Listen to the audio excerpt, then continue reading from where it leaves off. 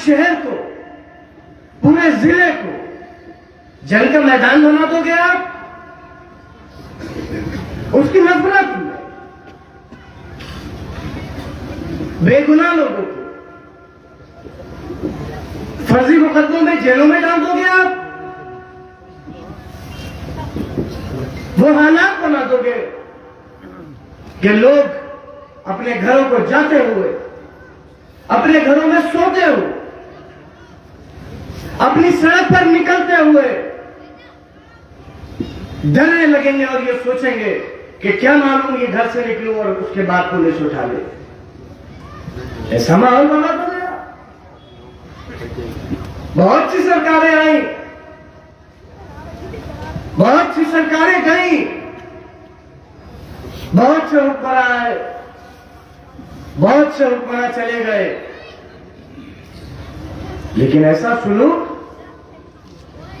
ऐसा बर्ताव, ऐसी नफरत, ऐसा इंतकाम एक ऐसे इंसान से जिसके ऊपर पूरी जिंदगी में,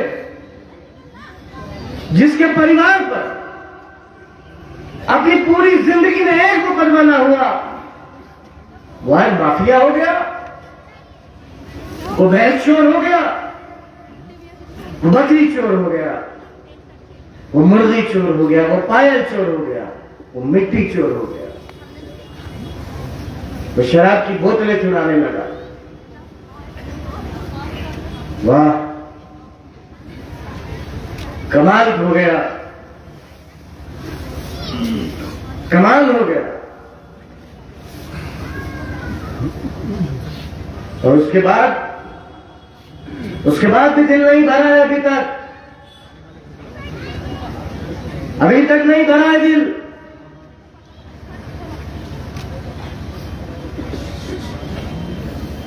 बेगुनाह लोगों को सताना,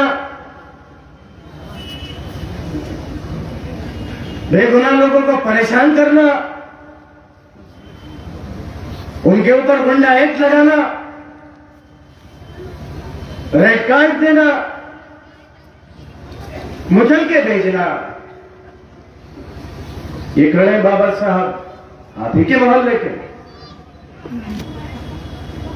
जब तक नहीं थे साथ नहीं थे, और जब से साथ आए तब से अपने हैं तो अपने हैं। क्या हुआ इनके साथ 4 रोज पहले?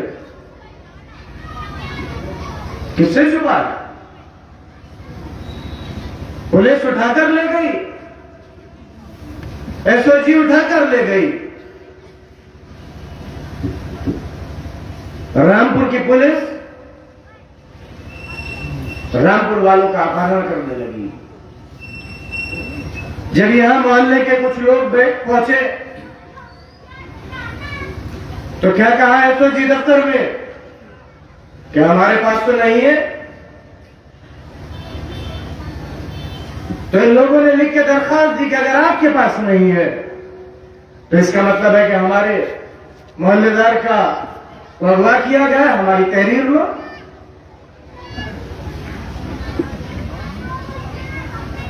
तो 2 घंटे बाद ये कहा कि नहीं हमारे पास है, और उसके बाद छोड़ दिया। और क्या पूछा कि समाजवादी पार्टी को वोट क्यों दे रहे हैं?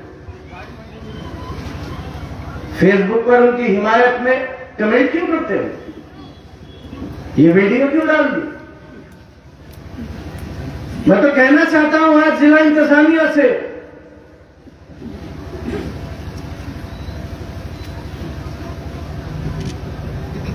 और कहना चाहता हूं आज उन अधिकारियों से जो रामपुर से दूर होकर भी रामपुर का चुनाव लड़ा रहे हैं, कि अगर इतनी ही दिलचस्पी है रामपुर के चुनाव से तो फिर ऐलान करो आप कि रामपुर का चुनाव समाजवादी पार्टी बनाम पुलिस और प्रशासन होगा। ऐलान करो, लेकिन एक बात याद रखना, याद रखना एक बात, ये वो रामपुर शहर है जहां पर मरहूम, ये वो रामपुर शहर है जहां पर 2 बार वजीर आजम एक विधानसभा चुनाव में आजम साहब के खिलाफ आए थे। 2 बार सिक्का चलता था, कांग्रेस का सिक्का, नारा लगा आजम बनाम वजीर आजम, तब भी वजीर आजम हारा था और आजम जीता था। ये वो शहर है, नारा लगा था कि आजम बनाम वजीर आजम, तब भी आजम जीता था, वजीर आजम हारे थे वजीर आजम।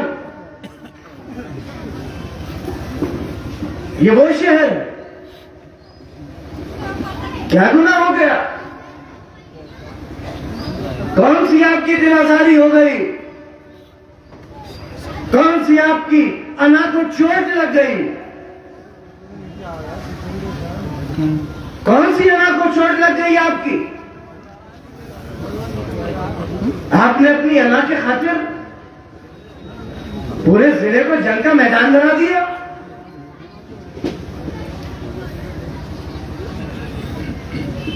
एक बच्चों का इदारा, एक बच्चों का स्कूल,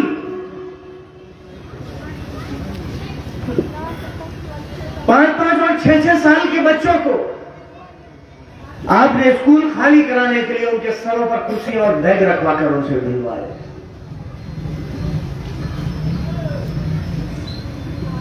इतना मासूम बच्चा जो जानता नहीं कि सियासत क्या है, बदला क्या है, इंतकाम क्या है, आपने उस बच्चे के सर पर कुर्सी और बैग रखा दी। वाह! एक बच्चों के पढ़ने की यूनिवर्सिटी पर बुलडोजर चला दिया। बहुत अच्छे, बहुत बहादुरी का काम किया।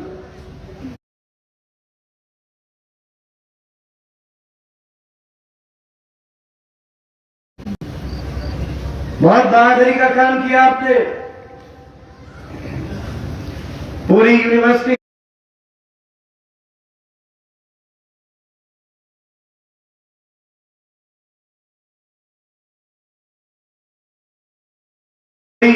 में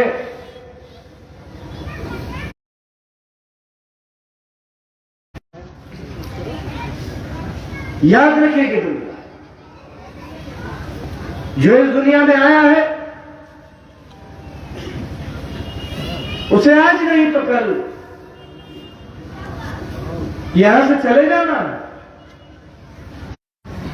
अगर याद किया जाएगा तो अपने कामों से याद किया जाएगा, अपने अमल से याद किया जाएगा, अपने किरदार से याद किया जाएगा। जब दुनिया आपको याद करेगी, खास तौर पर रामपुर वाले जब आपको याद किया करेंगे, तो आप सोचो कि किन यादों से आपको याद करेंगे। सर सैयद सानी मोहम्मद आजम खान जिंदाबाद। किस नाम से आपको याद करेंगे? आजम खान जिंदाबाद। कोई आपको हमदर्द नहीं कहेगा, कोई आपको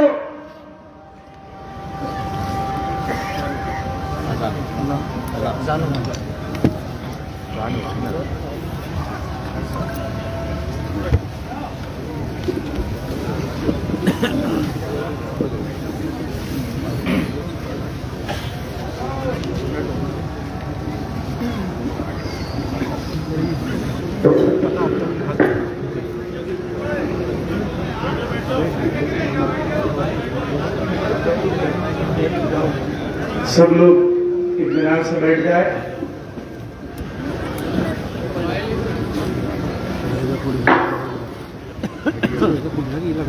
अभी आसिम राजा साहब अर्ज कर रहे थे कि पुलिस के लोग वीडियो बना रहे, बहुत अच्छी बात है। सारे कानून और सारी पाबंदियां सिर्फ हमारे ऊपर लागू है, इसके अलावा न भाजपा पर कुछ लागू है, न बसपा पर कुछ लागू है और न कांग्रेस पर कुछ लागू। लेकिन अच्छा है कि ये पाबंदियां सिर्फ हमारे ऊपर लागू है, कम से कम समाजवादी पार्टी के लोगों से ये डर तो है।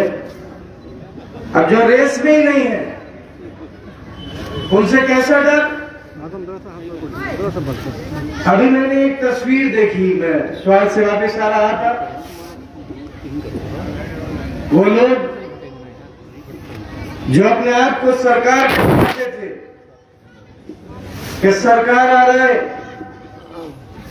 सरकार आ गया, सरकार, वो सरकार दुकान में एक आदमी का हाथ पकड़कर खींच रहा है कि मुझसे मिल तो लो। और जो तस्वीरों पर लिख लिख कर आ रहा है वो भी पढ़ने लायक। कौन है ये लोग? क्या वास्ता है इनका आपसे? क्या कुर्बानी है इनकी आपके लिए? कौन है ये? पूरे रामपुर को जंग का मैदान बनाने में अगर सरकार, पुलिस और प्रशासन का जितना बड़ा हाथ है उतनी ही बड़ी जिम्मेदारी इनकी भी है, उतनी ही जिम्मेदार ये भी है। ये कौन लोग, कौन है ये और क्या था इनका माजी? ये वो लोग हैं जो घर के बाहर आए आदमी से कभी सीधे मुंह बात नहीं किया करते थे। इनकी तारीख एक ऐसा बदनुमा दाग, एक ऐसा कलंक, एक ऐसा बुरा वाकया जो रामपुर के माथे पर लिखा है, एक ऐसी तारीख इस शहर की, इस जिले की, जिसे रहती दुनिया तक नहीं मिटाया जा सकता। अपने आप को सरकार कहने वाले बताए, जवाब दे रामपुर वालों को, नौजवानों को जवाब दे। नौजवानों, अपने बुजुर्गों से पूछना, अपने वालिदैन से पूछना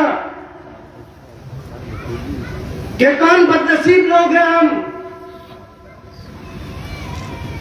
हम वो बदनसीब हैं जिन्होंने गुलामी की दोहरी मार बर्दाश्त की।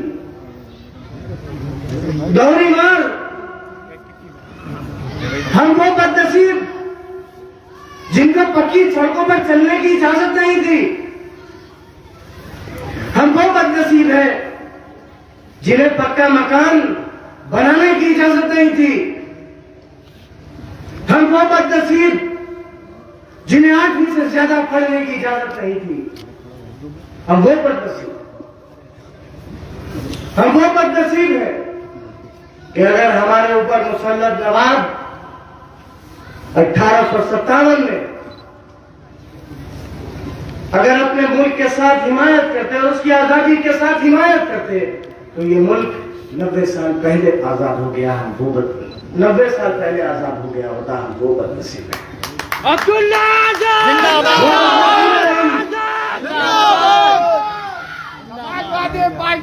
जिंदाबाद, वो बदनसीब और आजादी के बाद भी ये लोग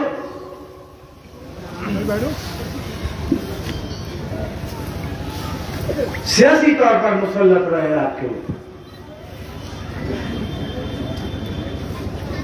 सड़क नहीं बनवाई, कोई स्कूल नहीं बनवाया,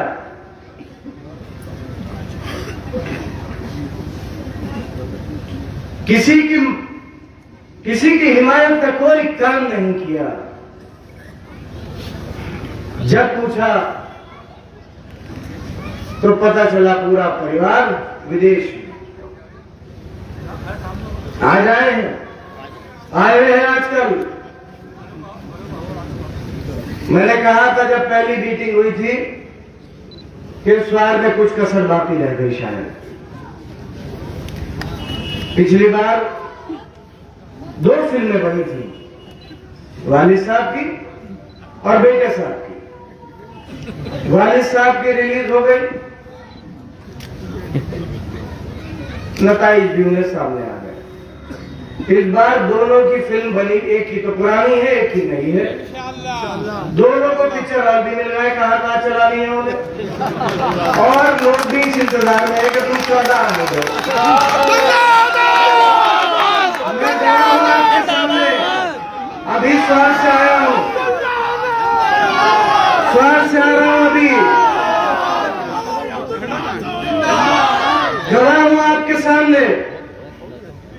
पुलिस की इतनी जातियों के बाद, इतने जुल्म के बाद, मेरे आगे पुलिस की एक गाड़ी, मेरे पीछे एक पुलिस की गाड़ी ऐलान करती चलती है कि कोई मिलेगा तो मुकदमा कायम कर दिया जाएगा। जिम्मेदारी के साथ आपसे कह रहा हूं, मालिक ने चाहा तो 2017 से बेहतर नतीजा रामपुर में भी आएगा।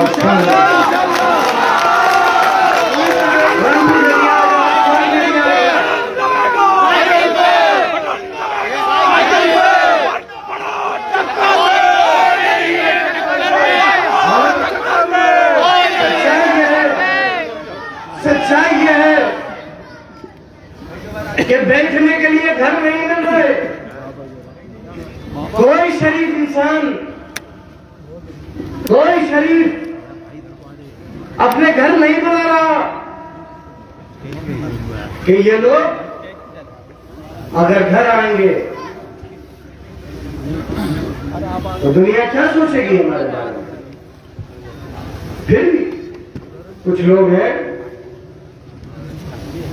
यहां भी है, हर जगह।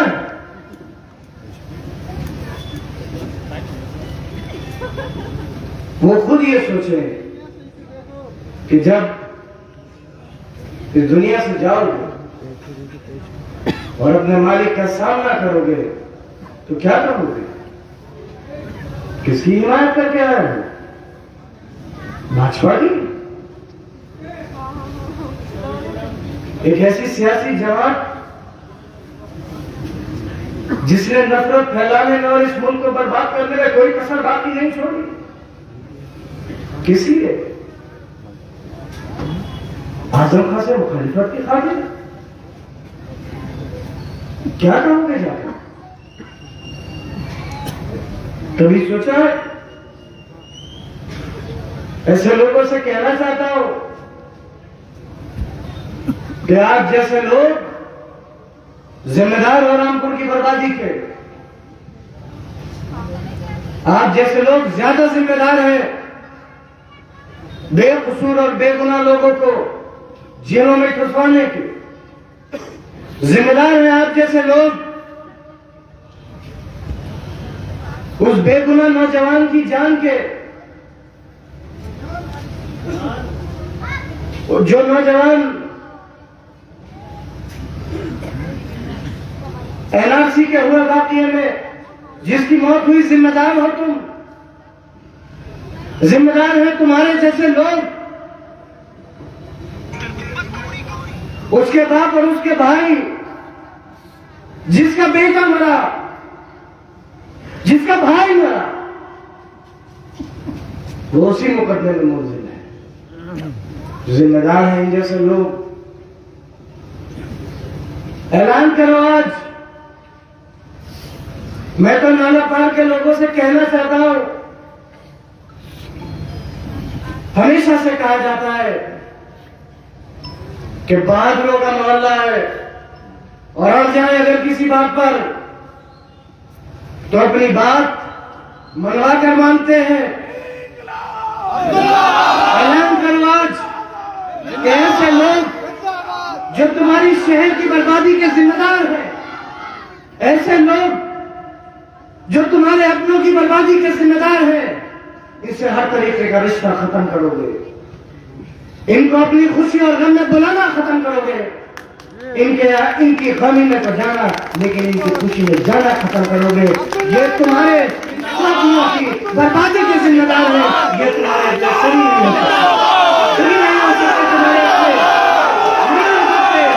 न तुम्हारे अपने थे, न आज तुम्हारे अपने हैं, और न कल तुम्हारे अपने होंगे।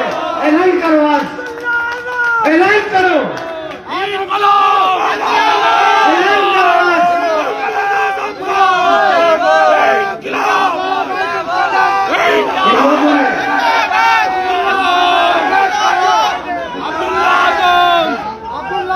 बर्बाद कर दिया पूरा शहर,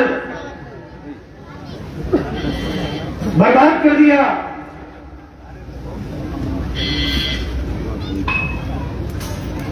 सवाल होते हैं,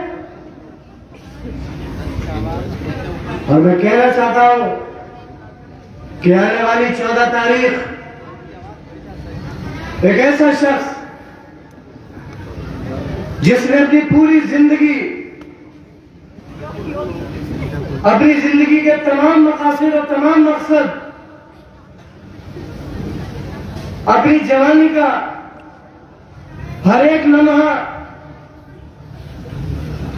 अपना पूरा बुढ़ापा और अपनी जिंदगी के आखिरी लम्हे तक, अपनी आखिरी सांस तक आपके लिए वक्फ कर दिया। ये चुनाव उस इंसान का नहीं है, ये इलेक्शन आपका है, आपकी इज्जत का है, आपके वकार का है, आपके जमीर का है, आपके गुरूर का है, और उस आजम भाई का है जिस आजम भाई ने मोहम्मद आजम का जिंदगी के हर मौके पर आपका साथ दिया है, हर मौके पर आपका साथ दिया है। सवाल करते हैं वो लोग आज जिन्होंने इस शहर को बर्बाद कर दिया कि आजम खान ने क्या किया।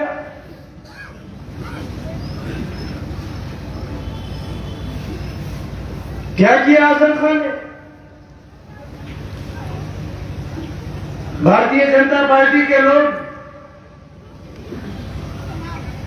कि आजम खान का तो आतंक था, आतंक, माफिया, क्या कहने, क्या कहने आपके, क्या कहने आपके? ये जवाब नहीं दोगे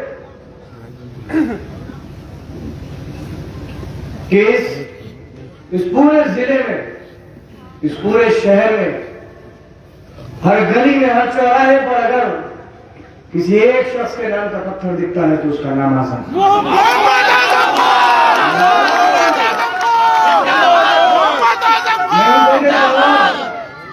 कि जब पूरा हिंदुस्तान कोरोना से जूझ रहा था और आज भी जूझ रहा है, तब उसी आजम भाई का बनवाया हुआ ऑक्सीजन प्लांट आपके कितना काम आया ये नहीं बताओगे? नहीं बताओगे? क्यों नहीं दोगे जवाब? जिस यूनिवर्सिटी के खातिर आजम खान साहब को माफिया घोषित कर दिए गए, उसी यूनिवर्सिटी का अस्पताल सरकार के और यहाँ के लोगों के काम आया।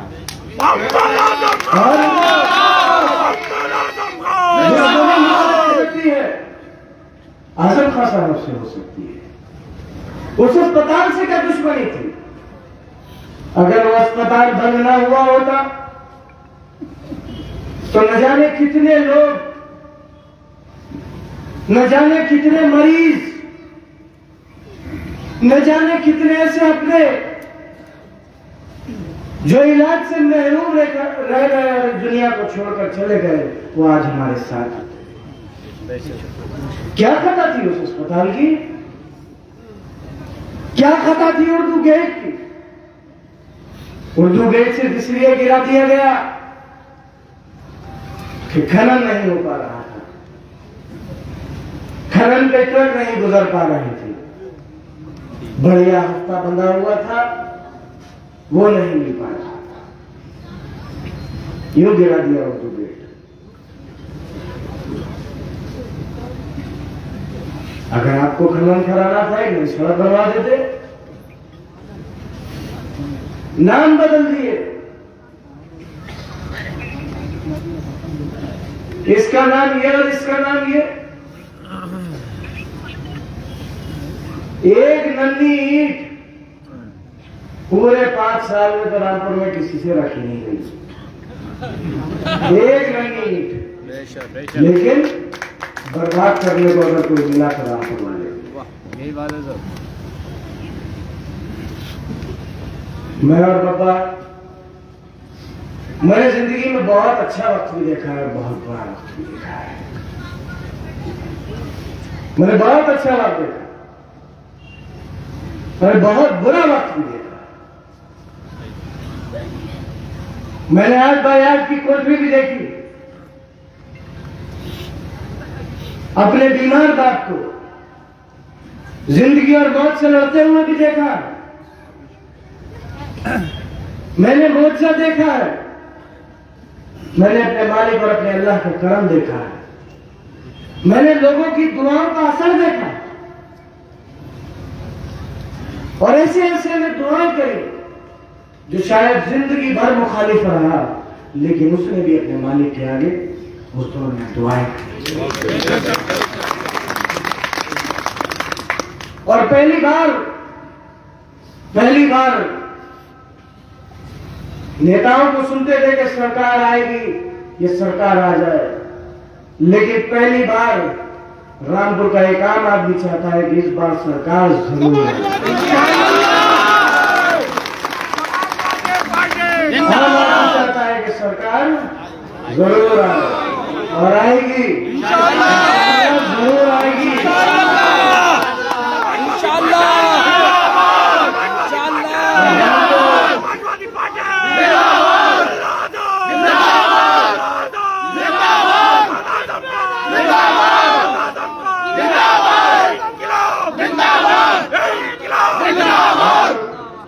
आप जानते हो, जो शख्स आपके बीच या आपके साथ चुनाव या आपके खातिर चुनाव में खड़ा हुआ है, उसके लिए कभी वसीम बरेली साहब ने एक शेर पढ़ा था कि खुद को मनवाने का हुनर मुझे आता है, खुद को मनवाने का हुनर मुझे आता है, मैं वो कतरा हूं समंदर में जिसके घर आता है। घबराना मत,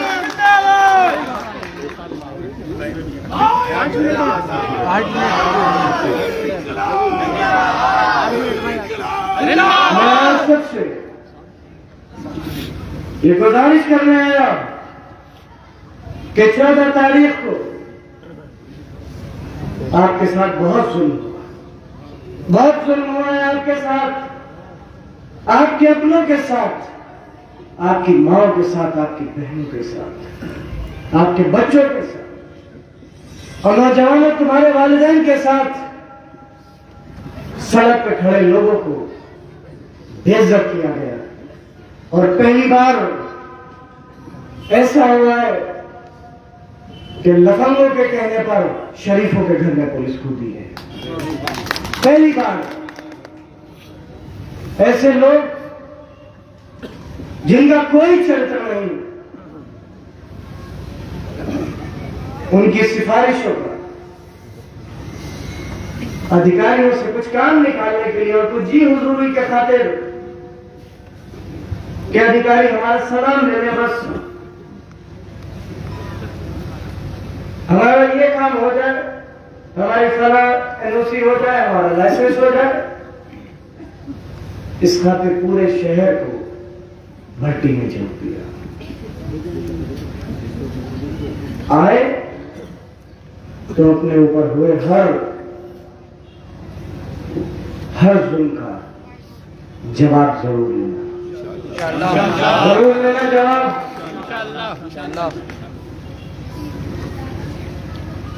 पूछना आजम खां बनोगे,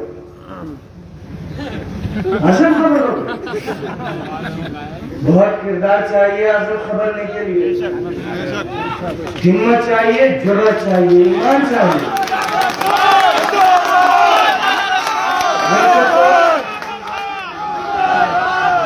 वैसे तो 100 साल लगेंगे असल खबरने में, लेकिन तुम जैसे अगर 100 बार भी दोबारा पैदा हो जाए तो आजम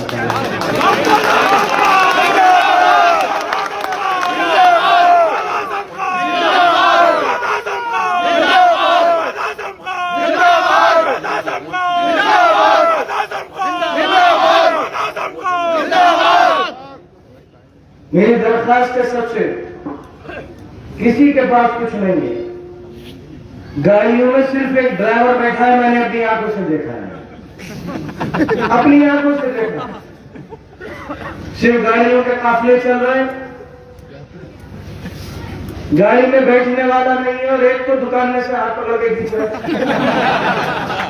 अब उनकी मंशा क्या है ये पूरा शहर जानता होगा। मंत्री जी के साथ है।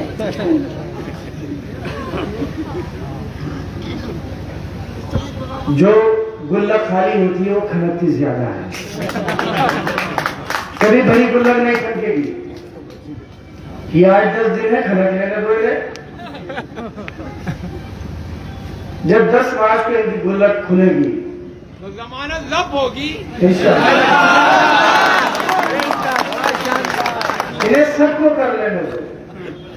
अगर ये आपको वरगलाए, आपसे लड़ना चाहे तो लड़ना मत, क्योंकि अगर आपने कोई भी ऐसी बात करी जिससे किसी बेगुनाह इंसान को, किसी बेगुनाह नौजवान को, किसी बेगुनाह नौजवान को किसी गलत मुकदमे में पकड़कर जेल भेज दिया गया, तो शायद तकलीफ आपको और मुझे नहीं, वो शख्स जिसने अपनी जिंदगी के 40 और 50 साल दिए हमें और आपको, उसको उस 8x8 की कोठरी में बहुत तकलीफ होगी। डालेंगे बहुत जल्दी अल्लाह। लेकिन 14 तारीख को अपना सारा गुस्सा,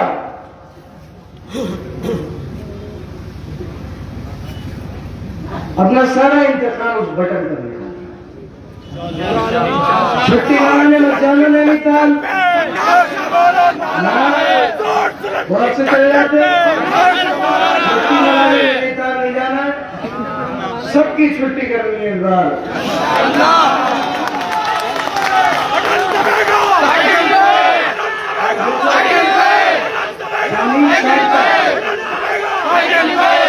साल पहले उस शख्स ने आपसे एक वायदा किया था कि रामपुर वालों, मैं तुम्हें सोने और चांदी के कंगन तो नहीं दे सकता, लेकिन मैं तुम्हारे माथे से गुलामी की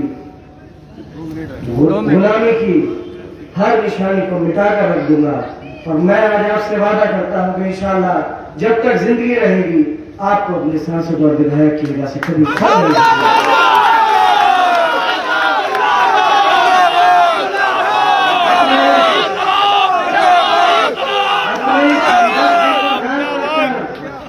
और दोनों हाथ उठाकर